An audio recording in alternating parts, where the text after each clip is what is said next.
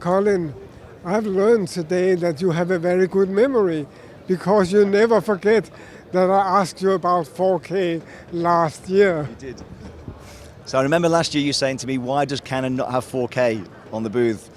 And I said, when we have the technology right, we release something to the market. And you have the technology now here. So this year, for the first time for the public at ISC 2016, we're showing our 4K 500 ST, which is our native 4K projector. And in fact, it's even higher than 4K.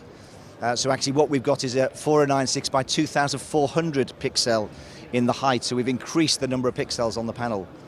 And what made the breakthrough?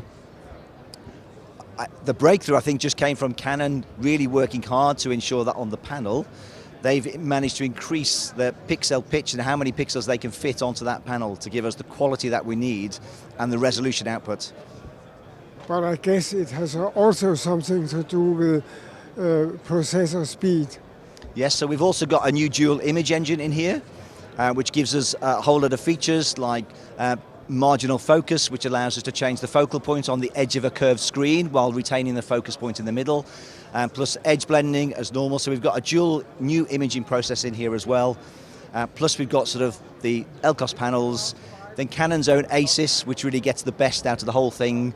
And then finally, of course, the key thing that really matters is you've got all that imagery, all that information.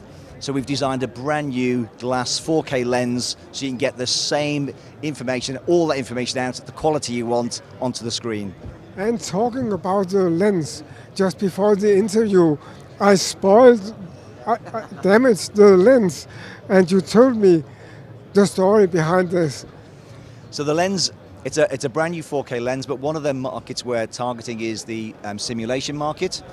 And again, sometimes if you use projection in a simulator where there's lots of vibration and movement, you may have the thing where the lens moves unnecessarily, and especially if you're doing blending, causes issues. So this projector now has the function where you can lock the lens in place, both in the horizontal and vertical, so you can be sure that it's going to stay right where you need it, and therefore your quality is not going to be compromised. And this gives me the impression that you are going for special markets. So we're definitely, and now at this time, thinking this will be great for the simulation market, but also for other people who need high quality imagery like design and CAD. But also, this has got Dicom SIm built into the projector, so we know the medical market, they need to have high quality imagery. And then just for creative installations, other people who want to have creative blended curved screen installations or a dome, where they can have creative high quality imagery. And if you've got good quality imagery, you want it to be projected so it can be seen exactly the way it was intended. So this means that you have a lot of research and engineering behind your products, I guess. So Canon actually, I think, has been, for a couple of years now, I think number 3 in the top in terms of research and development.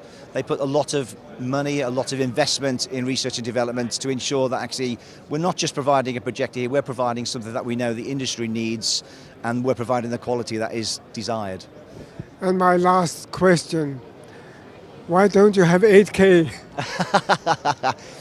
Well, actually, at an exhibition earlier this year, we actually used 4 of these projectors blended together to produce an 8K demonstration, and it was stunning. So I'm sure down the line, if there's a need, we'll invest the money to make sure we have a product which is worthy to be called a Canon product.